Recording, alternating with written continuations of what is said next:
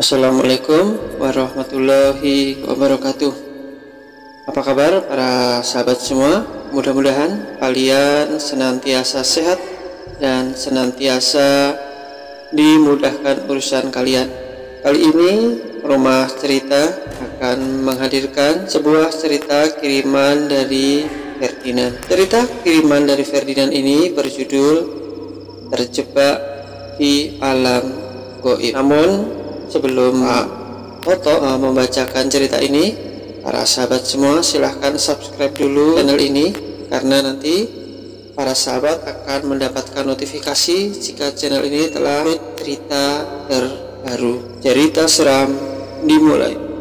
Hari ini Ilham, Johan, dan Arman berniat untuk menghilangkan penat mereka setelah mereka memasuki libur semester dari kuliahnya. Mereka bermaksud untuk pergi ke suatu daerah di mana di tempat itu ada sebuah air terjun. Lokasinya di daerah Magelang, namanya Grujugan Sewu.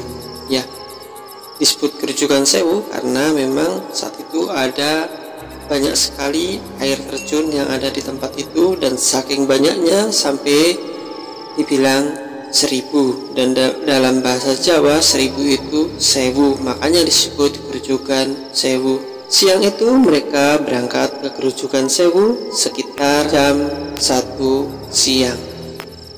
Mereka sengaja berangkat saat hari dalam terik-teriknya matahari. Saat itu panas, karena mereka berharap nanti setelah sampai di Grujugan Sewu mereka dapat mandi sepuas mereka. Ya, di tempat itu semua orang, semua pengunjung bisa mandi dengan sepuasnya, dan mereka bisa mandi di sejuknya air gunungan.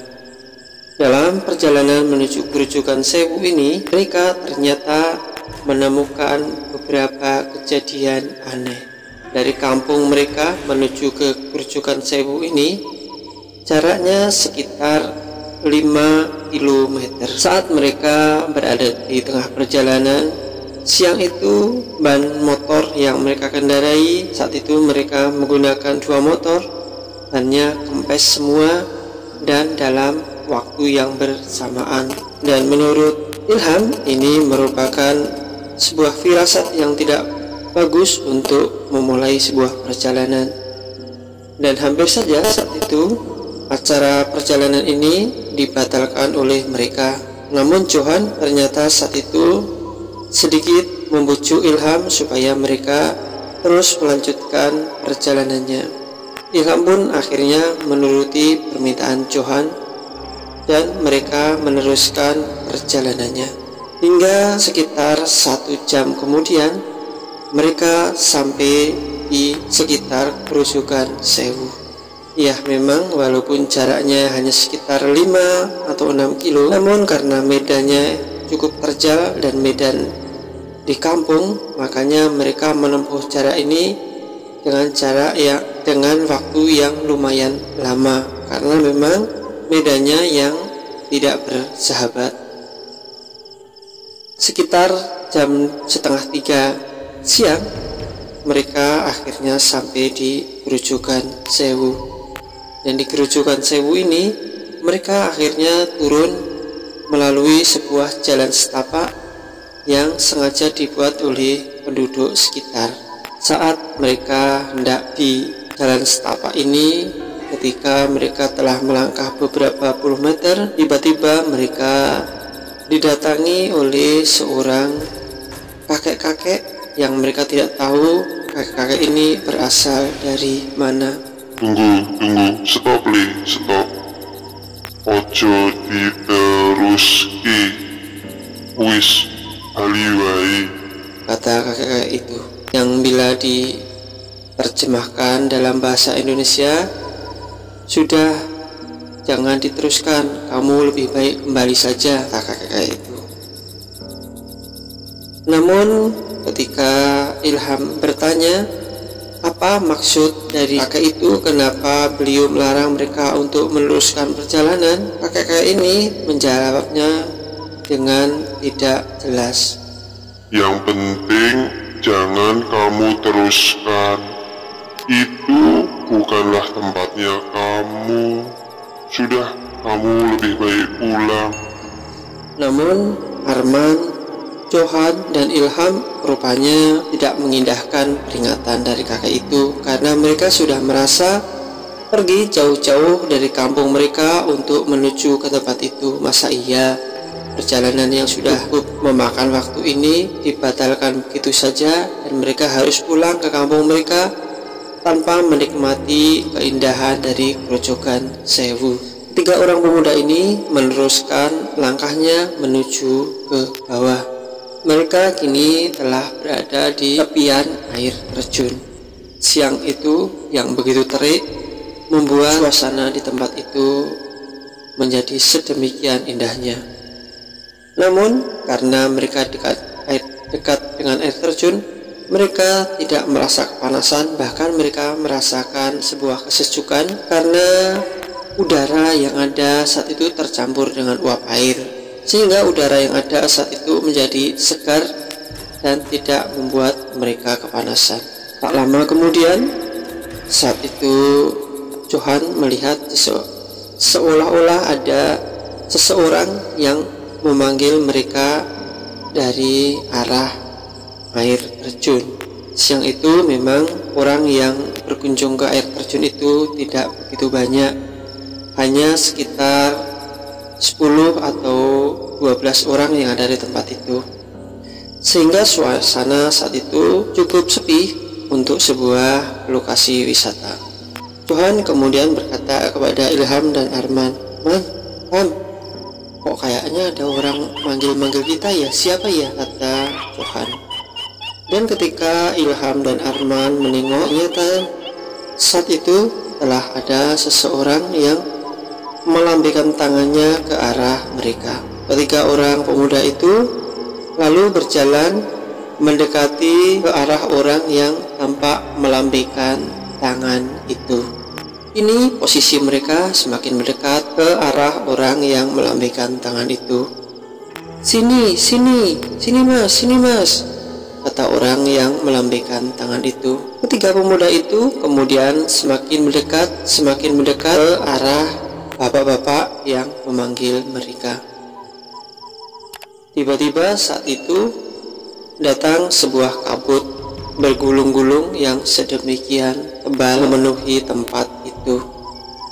Dan ini adalah kejadian yang tak biasa. Beberapa kali ketiga pemuda ini telah datang ke tempat wisata itu, namun baru kali ini mereka melihat pemandangan sebuah kabut tebal yang ada di tempat itu. Hal itu tidak biasa, dan ketika mereka semakin mendekat ke arah bapak-bapak itu, kabut tebal itu pun menjadi semakin tebal, dan akhirnya menutupi pandangan ketiga pemuda itu. Ketiga pemuda itu untuk beberapa saat sudah tak bisa melihat kanan dan kiri, karena memang saat itu pandangan mata mereka tertutup oleh lebatnya kabut. Dan ketika kabut telah hilang, mereka saat itu tidak melihat air terjun yang ada.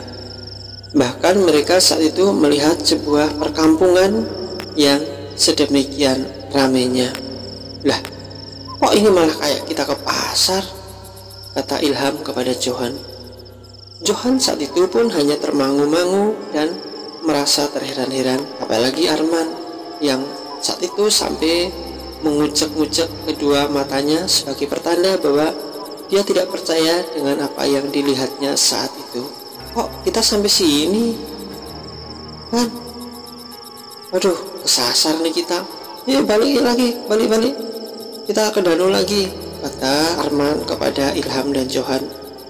Arman dan kedua orang temannya kemudian menyusuri jalan perkampungan itu dengan niatan mereka hendak menuju ke air terjun. Namun setelah mereka berputar-putar beberapa kali, ternyata air terjun yang mereka cari tidak mereka ketemukan. Bahkan ketika mereka bertanya kepada beberapa orang penduduk yang ada di tempat itu, mereka tampaknya cuek dan tidak menanggapi apa yang mereka tanyakan. Kok orang gini-gini amat ya? Masa ditanya cuek? Wah, orang model apa ini? Kata Arman kemudian. Ilham saat itu kemudian mencoba bertanya kepada seorang bapak-bapak yang saat itu terlihat sedang menganyam bambu. Pak, kami tersesat nih Pak. Tadi saya dari Grojogan Sewu. Ini saya mau pulang lagi ke Grojogan Sewu. Ke arah mana ya Pak? Kalian aneh. Ya ini Grojogan Sewu. Memang kalian mau kemana? Ini Grojogan Sewu. Ini tempat yang kalian cari. Grojogan Sewu itu kan air terjun Pak. Mana? Saya tadi dari air terjun Pak. Sekarang mau kembali lagi ke air terjun Pak. Di mana Pak air terjunnya? Kata Ilham kemudian. Ilham memang saat itu bingung dengan jawaban yang diberikan oleh orang yang tengah menganyam bambu itu. Kalian sudah di Grojogan Sewu, dan kalau kalian mau keluar dari kampung ini rasanya sulit. Coba kalian cari jalan keluarnya, kata orang yang tengah menganyam bambu itu. Ketiga orang pemuda itu lalu terus melanjutkan langkahnya, dan mereka terus bertanya kepada orang-orang yang ada di tempat itu. Dan ternyata mereka bertanya kepada orang-orang yang mungkin boleh dikatakan salah.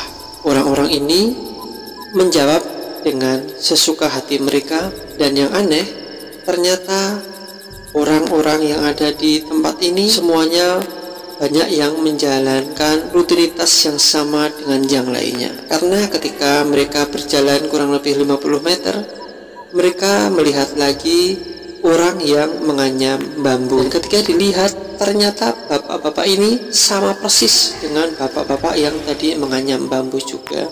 Pak, Bapak, tadi saya sudah ketemu Bapak yang ngobrol dengan Bapak ya? Kata Ilham. Ngobrol kapan? Kita belum ketemu. Wong ketemunya saja baru sekarang, kata bapak-bapak itu kepada Ilham. Ilham saat ini menjadi heran karena tadi dia merasa dia sudah ngobrol-ngobrol dan bertanya arah kepada bapak ini, namun ternyata bapak ini tidak mengakuinya.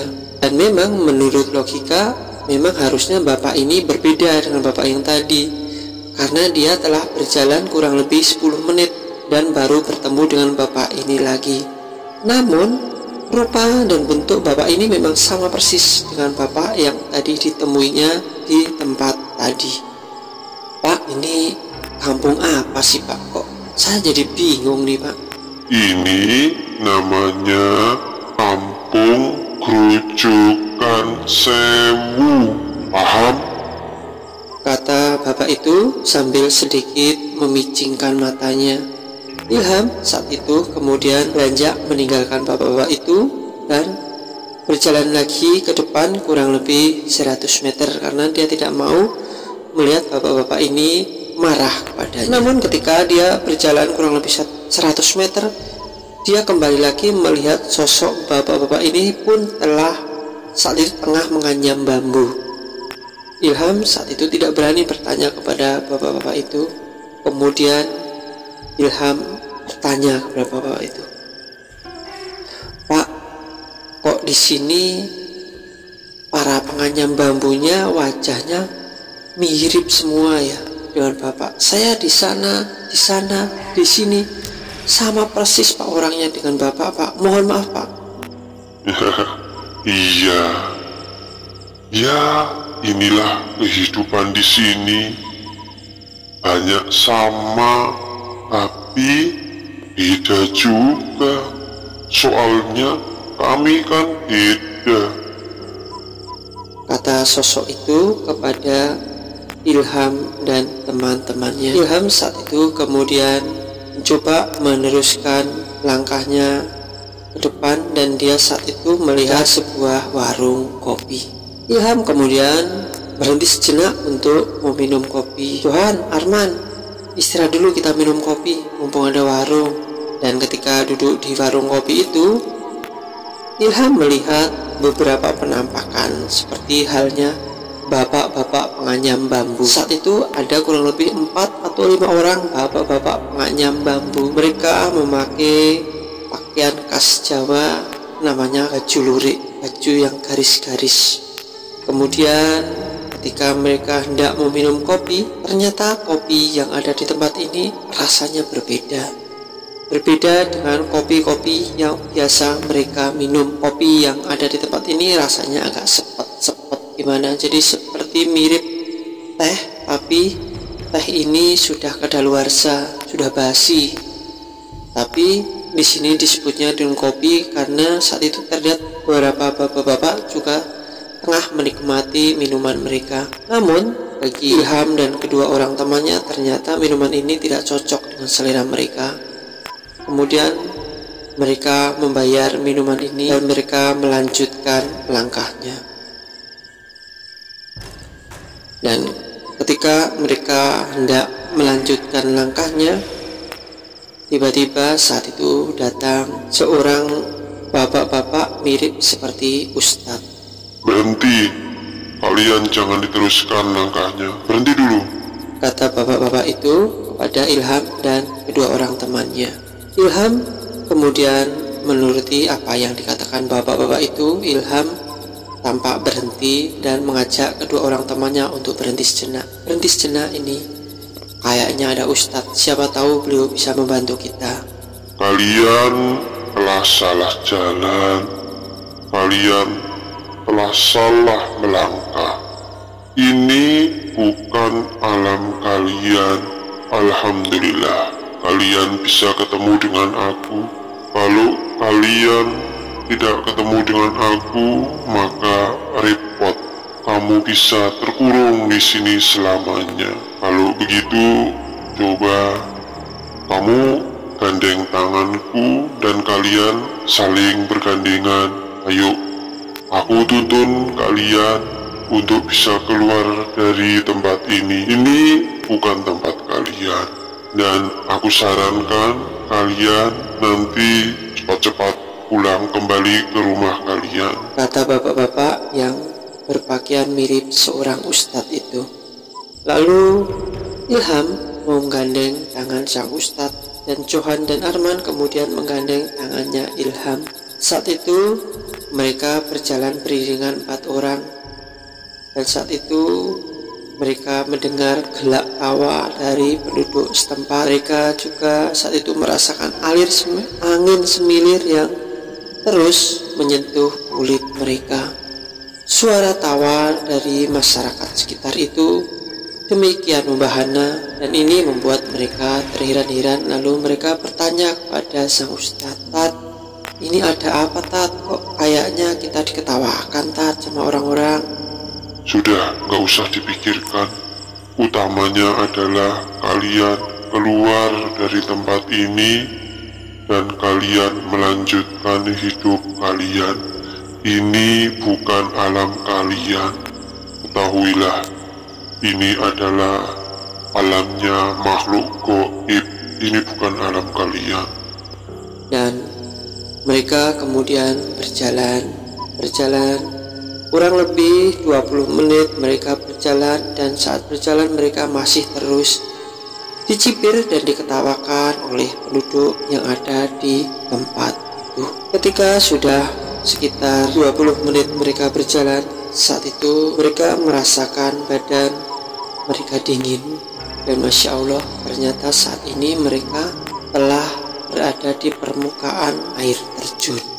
Ternyata tadi mereka keluar dari air terjun itu, dan saat ini mereka hanya bertiga karena bapak-bapak yang berpakaian seperti ustadz itu saat ini sudah tidak ada. Mereka hanya bertiga dengan pakaian basah kuyup. Rupanya tadi mereka berada di dalam kubangan air atau tempat air yang ada di air terjun. Lalu samar-samar mereka mendengar suara sang ustadz. Cepat kalian pulang. kalian jangan lama-lama di sini. Ini bukan tempat kalian. Cepat kalian pulang," kata suara itu. Dan akhirnya Ilham dan teman-temannya pun mempercepat langkahnya untuk meninggalkan tempat itu. Dan ketika mereka berjalan ke depan, mereka kembali menemukan seperti ada asap tebal, kabut tebal, dan mereka menerobos. Dan ketika mereka telah keluar dari kabut tebal ini, mereka kini telah berada di jalan setapak yang menuju ke arah keluar dari Grojogan Sewu. Mereka telah berada di arah keluar dari air terjun ini. Dan hanya dalam waktu 10 menit mereka berjalan, mereka telah berada di sisi lain dari air terjun, yaitu sisi samping air terjun. Dan akhirnya mereka berangkat pulang kembali ke kampung mereka.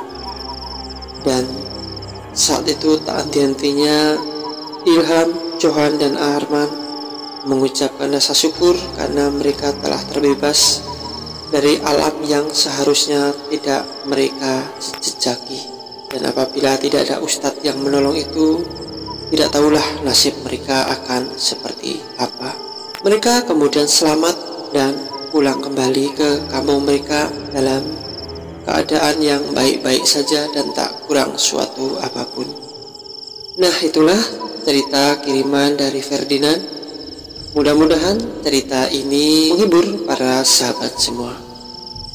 Akhirnya Pak Tono mengucapkan wabillahi taufiq wal hidayah. Wassalamualaikum warahmatullahi wabarakatuh.